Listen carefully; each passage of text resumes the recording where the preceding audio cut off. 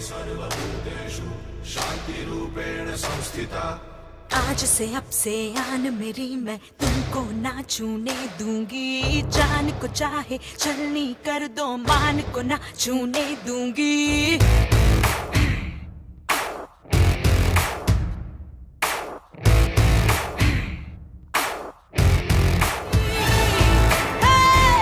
मैं तुमको नहीं छोड़ूंगी, तुमको नहीं छोड़ूंगी। नमस्कार, मैं हूं नाहिद। स्वागत है आपका हमारी विशेष प्रस्तुति मर्दानी में। हटा दो सब बाधाएं मेरे पद की, मिटा दो आशंकाएं सब मन की। जमाने को बदलने की शक्ति को समझो, कदम से कदम मिला के चलने तो दो मुझको।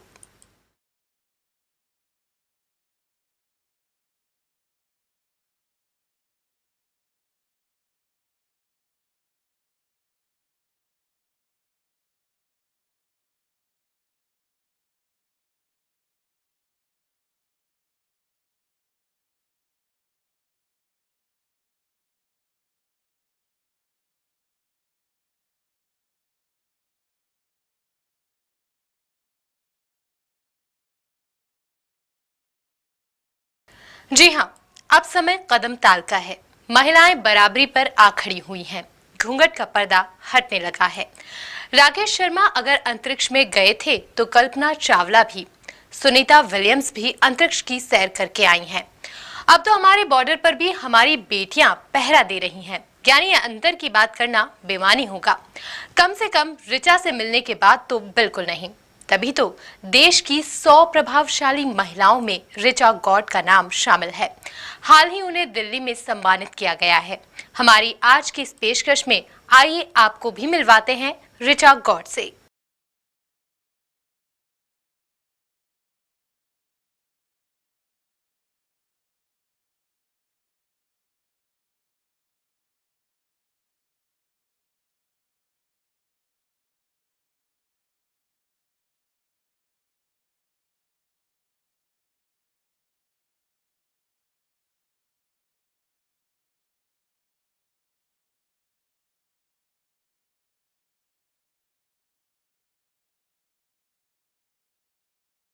मैं बहुत प्राउड फील कर रही हूँ कि मेरी जो इतने टाइम की मेहनत है, एफर्ट्स हैं और अचीवमेंट्स हैं, उनको सरकार ने सराहा है। और जो प्रेसिडेंट ऑफ इंडिया हैं, उन्होंने ministry of women and child development की तरफ से मुझे ऑनर करा है as a 100 women achiever of India.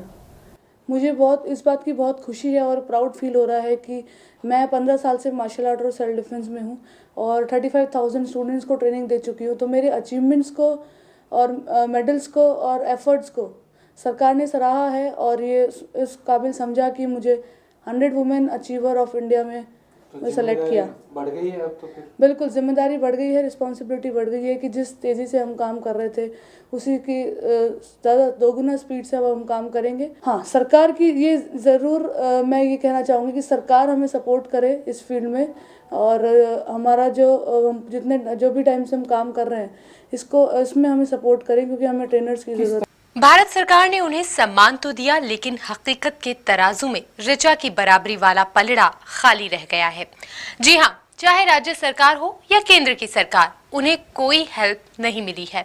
बावजूद इसके घर में रिंग बनाकर ऋचा का अभियान बदस्तूर जारी है।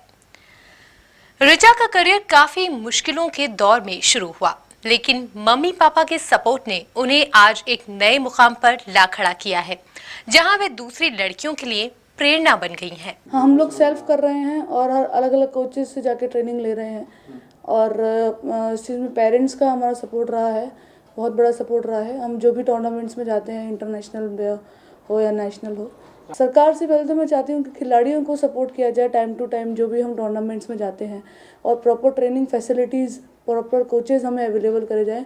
क्योंकि मैं मार्शल आर्ट की फील्ड से हूँ, टाइकोंडो से हूँ, किक बॉक्सिंग भी करती हूँ, तो इन दोनों चीज़ में प्रॉपर क्वालिटी ट्रेनिंग जो है वो होनी चाहिए जो विदेशी खिलाड़ियों के सामने टिकने के लिए। अब तक क्या हो रहा था?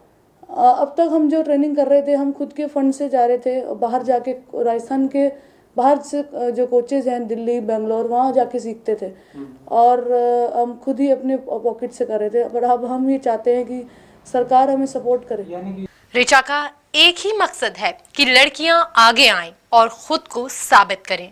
खुद ऋचा भी लड़कियों को सेल्फ डिफेंस की ट्रेनिंग दे रही हैं। जब मैं स्ट्रगल कर रही थी, जब मैं टूर्नामेंट खेलने जाती थी तो इस चीज़ में काफ़ी प्रॉब्लम आती थी क्योंकि पूरी टीम में बहुत कम होती, लड़कियां बहुत कम हैं जो इस खेल में हैं। तो उस वजह से हमें थोड़ा सा सतर्क होकर रहना पड़ता था। पर अभी मुझे कोई अफसोस नहीं है कि मैं लड़की हूँ, इस बात पे मुझे प्राउड होता है और मैं मेरे जैसे ही कहीं मजबूत लड़कियों को आगे आगे ला रही हूँ। तो यही मेरा मिशन है और इसी चीज़ पे मैं आगे काम करना चाहूँगी। मैं जो टीम है हम लोग इस क्षेत्र में काम करेंगे कि गाँव में जाके एनजीओज़ में जाके जो लोग जुड़े हुए हैं, ऐसे डूंगरपुर जो जिला हुआ, झुंझुनू जो हुआ, वहाँ से हम ये चाहते हैं कि लड़कियाँ जो है वो बाहर निकले।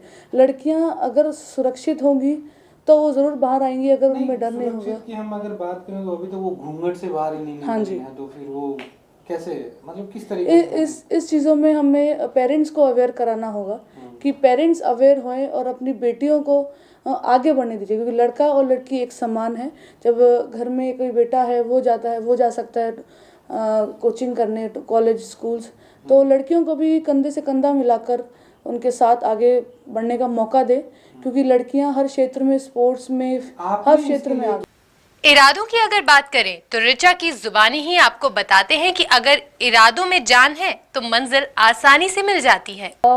जैसे मैं राजपूत फैमिली से हूँ, मेरे साथ भी शुरू में प्रॉब्लम आई कि जब भी मैं बाहर जाती थी प्रैक्टिस करते वक्त बसेस में और शाम को वापस आती थी तो थोड़ा पेरेंट्स को भी डर रहता था।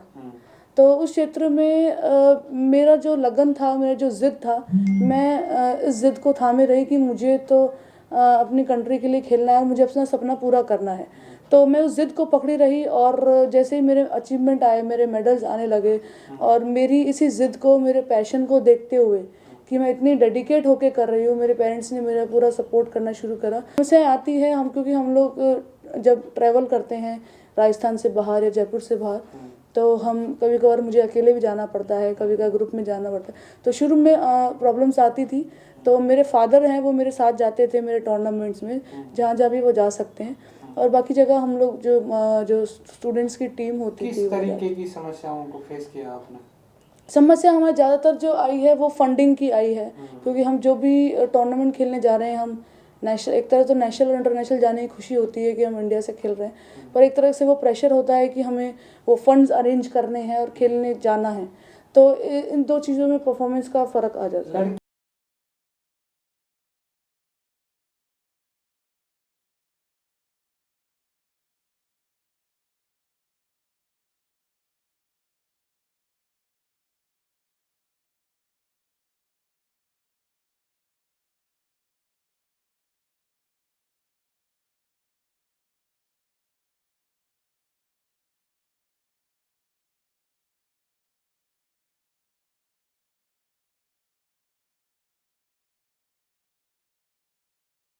नहीं, मैंने बिल्कुल नहीं सोचा था कि मेरा वुमेन एम्पावरमेंट में मेरा नाम आएगा, क्योंकि मैं तो इस मिशन पे चली थी कि हर लड़की को सुरक्षित फील महसूस कराना है, हर लड़की को मजबूत करना है।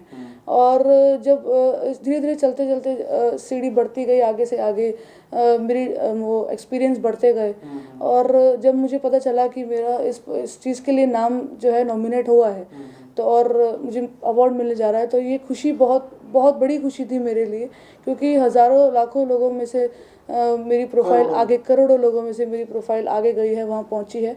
और अब ये एक अवार्ड जो है सारे ज़ख्मों में पानी फेर देता है, तो ये बहुत बड़ी खुशी है कि 100 वुमेन ऑफ इंडिया में मुझे वहाँ पे Maneka Gandhi ji, president of India ने हमारे काम को ऑनर किया और फेलिसिटेट भी किया।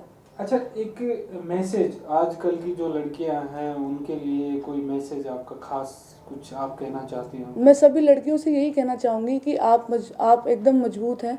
आप अपने आप को किसी से कम मत समझिए, आप उतने ही स्ट्रॉन्ग हैं। अंदर से आपको लगना चाहिए कि आप मजबूत हैं, आपकी विल पावर आप हमेशा स्ट्रॉन्ग रखिए, और आप किसी भी फील्ड में हैं, अब पैशन, डेडिकेशन और पेशेंस, इन तीनों चीज़ों को बरकरार रखिए, आप ज़रूर अपने मंजिल तक पहुँचेंगे।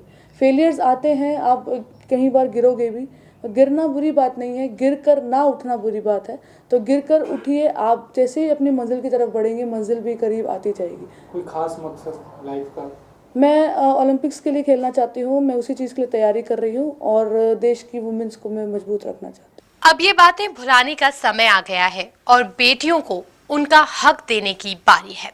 आज की इस पेशकश में इतना ही। मुझे दीजिए इजाजत, अगले हफ्ते फिर मिलेंगे एक और नई कहानी के साथ। तब तक HBTV न्यूज पर खबरों का सिलसिला जारी रहेगा। आप बने रहिए हमारे साथ।